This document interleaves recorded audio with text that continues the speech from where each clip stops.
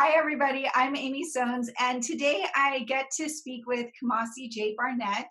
And I'm really excited to hear about his latest painting projects that he's been working on. And he's coming to us from Baltimore, but he is also working in New York and Chicago. And so today he's going to share a little bit with us about his latest projects and education and also his inspiration as an artist. So, Kumasi, welcome. Thanks for having me. I was trained and worked as an abstract painter for most of my life, for most of my career. That's really where I cut my teeth. Um, I went to University of Maryland for undergrad, and then out to Ohio State for grad school. And I've been living and working in Brooklyn for I don't know 10 or 12 years before I recently moved back down to Baltimore. And yeah. Is there anything special that those of us who aren't abstract painters might glean from your experience as an abstract painter? Well, there's a universality to what abstraction can be, where you don't particularly need to explain the work to have it resonate with people. And so uh, I would say it allows everyone in without uh, study, but then it allows a tremendous amount of study and education inside of it. It's like the best games are games that are easiest to learn, but hard to master. It's like golf, hit this ball into this hole, but you can spend the rest of your life trying to get really good at it. And so that's what I think about abstraction. But also, I haven't been working in abstraction in that sense for a while now. So Kumasi, you have started, well, it's a new project to me, but you said you've been working on it for a few years. So please share with us, and we'll share some images of this latest. I don't know if you consider a comic series. Tell us about this series. Well, everything I do is painting. I think of myself as a painter first and foremost. And I know a lot of people think of themselves as artists, but painting is the medium where I am invested in. And around 2015, I was living in Brooklyn, but I'm from Baltimore. And when Gray's death happened, that was a couple of blocks or 5 minutes away from where my dad lives. And there's this incredible disconnect from me being so far away, but being so invested in what was going on and understanding the situation, and then having the news twist that situation. And that was something that I couldn't express in the abstraction that I was currently doing because it was formalist in a sense, but it was also process driven. So I was looking for an outlet to do something different and get those feelings and those ideas and those stories out. So I found I collected comic books since I was a kid. Like I learned to read with comic books. I've been in them since I was like 7 in a local library that got closed because it was too small. So I dug through my comic book collection and I started altering those covers to kind of talk about the things that I wanted to talk about. And that's been the work I've been doing since 2015. Can you share a little bit more about this new body work? It sounds more personal in a different way. There were these stories because if you ask my mom, we come from an oral tradition where uh, much of the history and much of the story is passed down orally instead of written or visually. Um, and there are these allegories and there are these stories and there are shared experiences that I basically wanted to put together. But they're not, they're historical in the sense that every single one of them can, the sad part is, every single one of them can be dropped into any point in American history and they are contextual to that time period, which is the saddest part about American history. But they're also not specific enough stories that they're about one single thing. So they're loose enough in that abstract way where they can be interpreted by different people in different ways. but they are tight enough that you understand that there's a narrative. So if you look at one, there's a narrative, there's a specific feeling, but taken as a group, there's a different overall, like, I don't like the word zeitgeist, but an overall like American experience thing that's to them. And I try to keep like my personal opinions about what each one is out of it because it tends to limit how people experience them. And that's one of the things I really like with doing abstraction. When we were just chatting before we started, that you've been an educator for a number of years as well. Mhm. And can you talk a little bit about how, like, first as a human, we have these ideas in our head, then as an artist, we're trying to express these ideas, and then as educators, we're working with a group of people and teaching them about communicating their ideas visually. Can you share a little bit more about the power of communication visually and what you see possible through not limiting the specifics of your work? As a person, you know what you do best and what you are most invested in. I always like to use this like this metaphor or simile. Like we don't need Christians to make music. We need musicians who are Christian to make music. Because if you are a certain thing and then you choose a random way to express yourself, it's it's fine. But if you are like an artist and you choose to express who you are through the art that you love, there's a whole other level of experience. And as a human, as a person, I love painting. There's a certain thing about color, and there's a certain thing about like I can paint anything at this point, and like I think most of the kids I teach are well on the way to being able to do that, to being able to draw anything or to paint anything. And like I have a really good friend who's an amazing poet, and like if I was him, this would all be in poetry. But I choose the thing that I love to do, and if you stripped away everything else, and I was like, if I was a accountant, I would still be painting at home. So if you strip everything away, it's going to be a part of me. What I really like, I teach kids that like agency, like I like to think of. Like we walk through that, what different things that they can do, ways of making, ways that may um, resonate with them. But like I teach them that it's up to them to like choose, and it's okay to like, especially in school, like it's the best place to fail because there are no consequences. And life is so long that like literally we could stop doing everything we're doing right now and still build a solid life doing something else that we've never touched before. And I chose art to do that. And I think it resonates with people because I know that it's the thing that I'm good at. I can do this better than I can do most other things. I'm not going to say all other things. I'm not, I don't know. We'll see.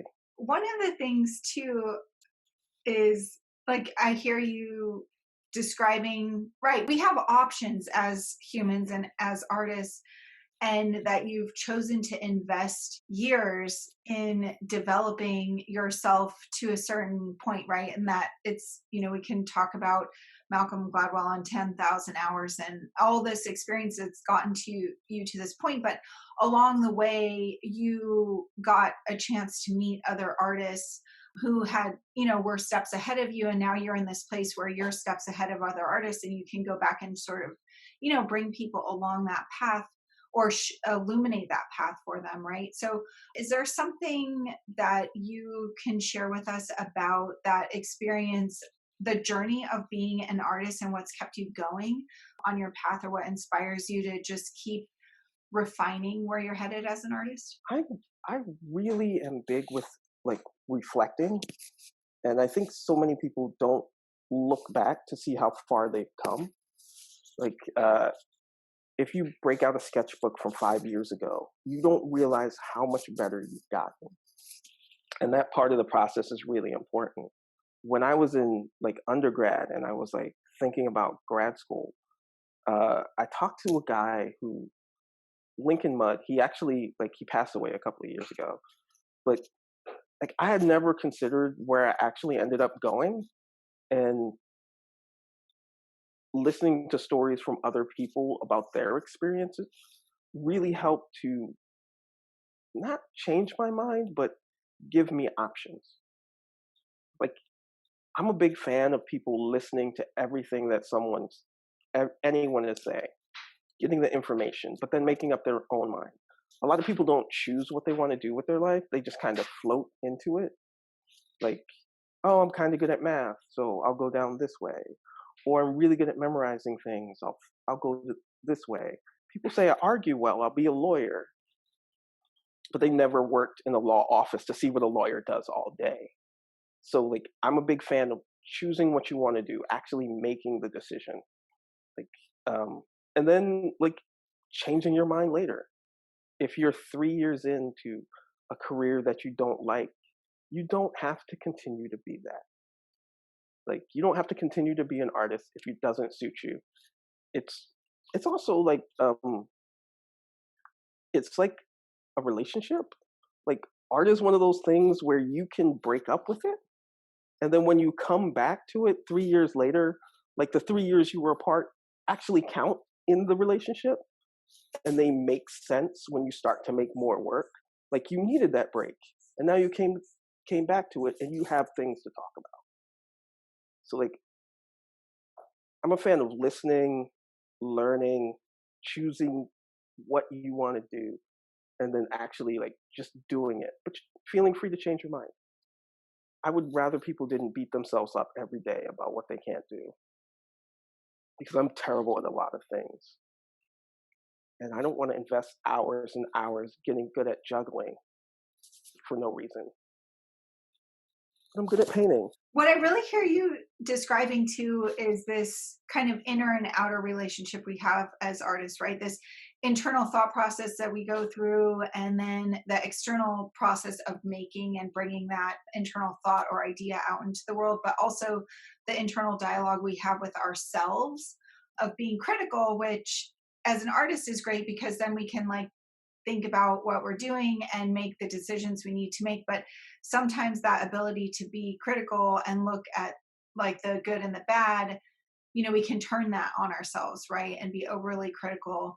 And what I hear you describing, though, underneath all of that is this ability to give yourself permission to keep making, or to just kind of let go of all the things you don't want to make, like, or you don't want to do, like juggling. That's not your thing right now, but maybe in 10 years you can juggle and that'll be fun. But can you talk about discernment as an artist and how that kind of fits into the permission giving process?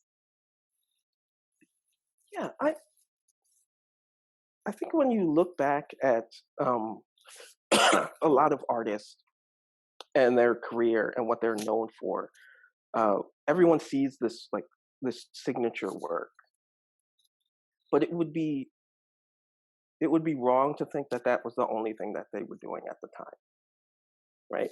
So what a lot of people who are just becoming artists or thinking about being artists always they want to find a signature style. And I think really you want to make what you want to make. Like um what's the most fun to make, honestly. And I don't mean fun in like woohoo. I mean like what do you enjoy making? Cuz I enjoy the conceptualizations of ideas, like coming and putting together those ideas. I enjoy the making. But there's a lot of frustration in both of those.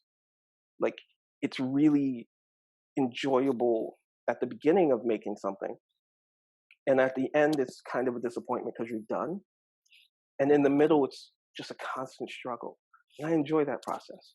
And then coming up with the idea and the concept of what it's going to be is vitally important to me before I even start that journey of making. But then to have at the end of it someone else be like, oh no, it's actually not that thing, it's this thing, you didn't even see this. And then to realize that they might be right, like, and like I didn't make that connection, So like I think especially when you're starting, do everything. Do everything, and then things that you're not interested in will fall by the wayside. Uh, Sometimes, if you're a painter, uh, doing constructed images will keep you sane as a painter. Writing will keep you sane as a painter. I've known people because painting is such an insular activity. It's you by yourself in the studio. I've known people who have taken jobs at fast food restaurants because they don't have connection with people. So like you can do all of that and somehow one thing will emerge and you'll not even think it's the best thing that you've ever done. But who are you to know? And you can still do all of this stuff at the same time. So like I don't think you have to pick one thing. I think you need to do all of the things and then see how you feel about both of them or all of them at the same time. I want people to be less stressed. Like really. Definitely. I totally Yeah. agree with you on that. So things have changed a lot in the past few months and then really in the last few weeks. Um, can you shed some light or just share with us about your personal experience in maybe some of the possibilities you see emerging now that maybe other artists are finding permission to do all these things and now the society in which we live is shifting? I don't know where society is going, right? That's one thing. The only difference between now and 100 years ago is we have videotape. Like we have images, things, and when we're like George Floyd, God rest his soul, is a linchpin because we have that video. Like it takes that video. Breonna Taylor still has nothing because we don't have. It takes a video of police in action for anything to happen on the police side, and the pushback to get some sort of defunding of the police, which really isn't defunding; it's a reorganization of where those funds go. Um, is so needed right now. The idea that instead of spending $500 million, which is what I think Maryland, Baltimore is at funding police, and we're talking about helicopters and a flyover program where we're going to have drones that can fly over the city that can constantly monitor what people are doing. We take that money and actually invest in the communities. And so policing takes the form of instead of it being like, I only show up when there's someone to arrest. So therefore, wherever I am looking to arrest someone. It's I am a part of the community. The coronavirus situation is like if you've been in the house for the last 3 months and like you've been bored out of your skull, it is a great opportunity to think about what you want to be or where you want your life to be. I am totally fine with people who want to play video games all of their life. Like if you want to put 8 hours into playing video games and the way you do that is you work a crappy job for 6 hours a day and you come home and you play video games, that is valid. Like I'm I'm on board. If that makes you completely happy, that's that's completely on you. But everything comes with sacrifices. So it's really hard to have a family when that's your lifestyle. Um, I am I would like people to decide what they want to do and what they want their life to be, but I don't want to force it on anyone, I should say. And what I don't know, in it's really hard in this instance because we are all stuck in the house. And I think at this point, it is about survival. I want people to come out of the house mentally okay. I don't care if you're fat. I don't care if you got skinny. I don't care if like you're angry at everybody. I don't care if people didn't check in on you. They're going through their own stuff. This is a survival mode. and we need people to survive because the real work is coming. And like, I have a studio that's um, on the other side of this computer. That's a home studio that literally, whenever I touch it, my 2-year-old daughter understands wherever she is in the house that I'm starting to do work and is going to come running in there and need attention. And in that case, I am going to give her attention because I'll never get this back. I'll never get like I'm working remotely from home for months on an end.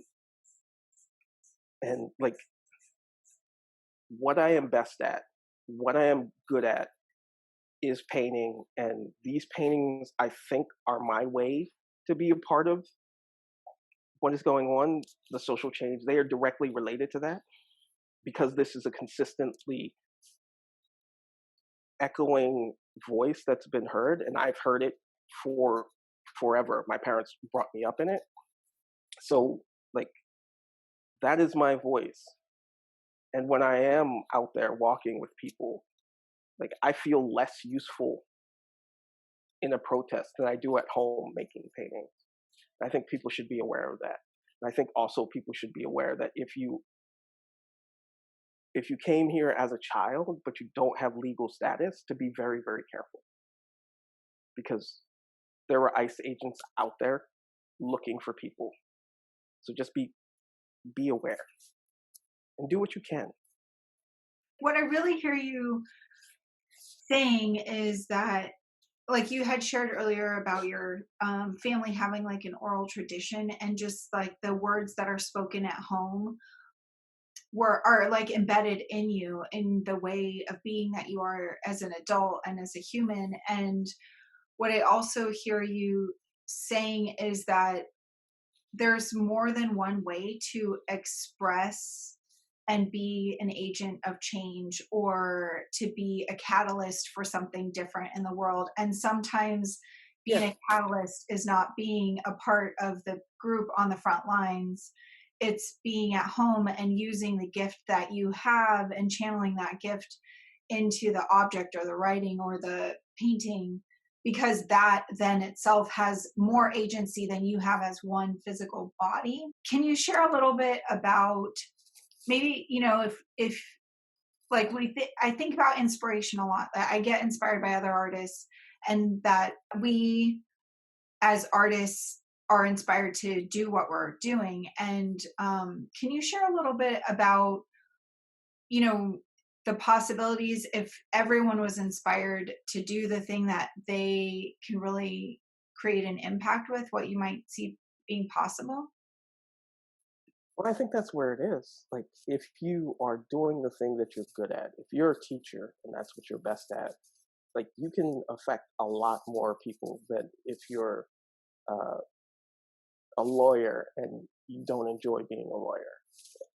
It's Yeah, it's finding what you're best at and what you enjoy doing the most, and then translating that to what is needed and what you feel a passion for. I really just want people to do what they're best at for what they believe in. Thanks, Kumasi. Well, I feel like there's so much more for us to think about. So I think I'm going to definitely invite you to have a part two of this discussion so we can circle back. Is there anything else you'd like to share with us before we go about your inspiration as an artist? Um, Inspiration comes from the studio, so the more work you do, the more inspiration you have. So being in the studio is where that comes from for me. Thanks, Kumasi. I'm going to let you go back to the studio then. So it's been great to talk to you, and I'll be sharing the link for your website and to follow you on Instagram. And I can't wait to have part two. I can't wait either. Have fun.